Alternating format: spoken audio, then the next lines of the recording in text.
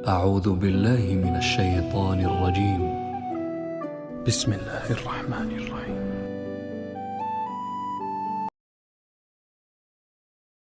شروع اللہ کا نام لے کر جو بڑا مہربان نہایت رحم والا ہے۔ بے شک انسان پر زمانے میں ایک ایسا وقت بھی آ چکا ہے کہ وہ کوئی قابل ذکر چیز نہ تھا۔ ہم نے انسان کو ملے جلے نطفے سے پیدا کیا تاکہ اسے آزمائیں، تو ہم نے اس کو سنتا دیکھتا بنایا، یقیناً ہم ہی نے اسے رستہ بھی دکھا دیا۔ اب خواہ شکر گزار ہو خواہ ناشکرا۔ بے شک ہم نے کافروں کے لیے زنجیریں اور طوق اور دہکتی آگ تیار کر رکھی ہے۔ جو نیکوکار ہیں وہ ایسی شراب پیئیں گے جس میں کافور کی آمیزش ہوگی۔ یہ ایک چشمہ ہے جس میں سے اللہ کے بندے پیئیں گے اور اس میں سے چھوٹی چھوٹی نہریں نکال لیں گے۔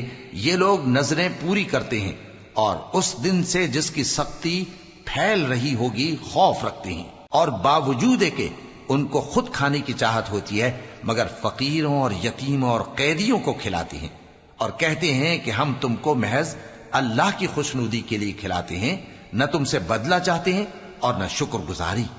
ہم کو اپنے پروردگار سے اس دن کا ڈر لگتا ہے جو چہروں کو بگاڑنے والا اور بڑی سختی والا ہوگا۔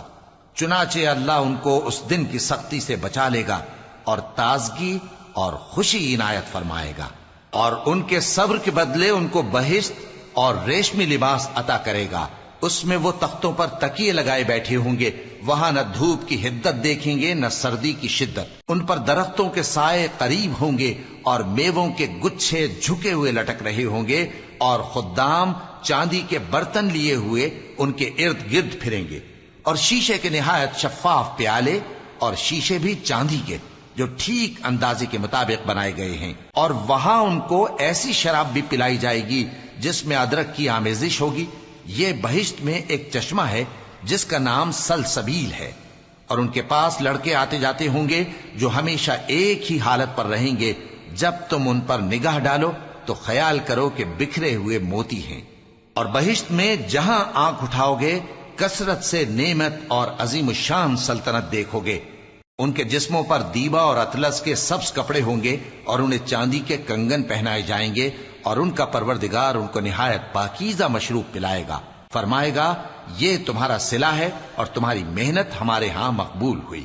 اے نبی صلی اللہ علیہ وآلہ وسلم، ہم نے تم پر قرآن بتدریج نازل کیا ہے، تو اپنے پروردگار کے فیصلے کے لیے انتظار کیے رہو، اور ان لوگوں میں سے کسی بدعمل اور ناشکرے کا کہا نہ ماننا، اور صبح و شام اپنے پروردگار کا نام لیتے رہو، اور رات کو بڑی دیر تک اس کے آگے سجدے کرو اور اس کی پاکی بیان کرتے رہو۔ یہ لوگ دنیا کو دوست رکھتے ہیں اور قیامت کے بھاری دن کو پس پشت چھوڑے دیتے ہیں۔